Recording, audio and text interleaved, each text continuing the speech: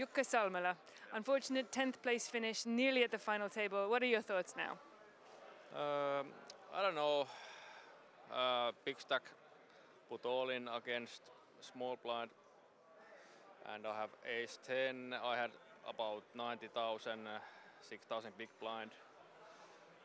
I have to call. That's what it goes. Do you think it had something to do with someone being very short on the other table, that you thought it was more likely that was a move of some sort? I didn't know that. maybe I have fold if I'd known that, but I don't know.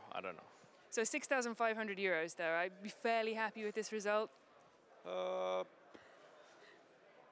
Yeah, but I don't know. Couldn't be better, but that's okay. Do you like this event? We'll be playing it again next year? Maybe. I haven't decided yet that, but let's see.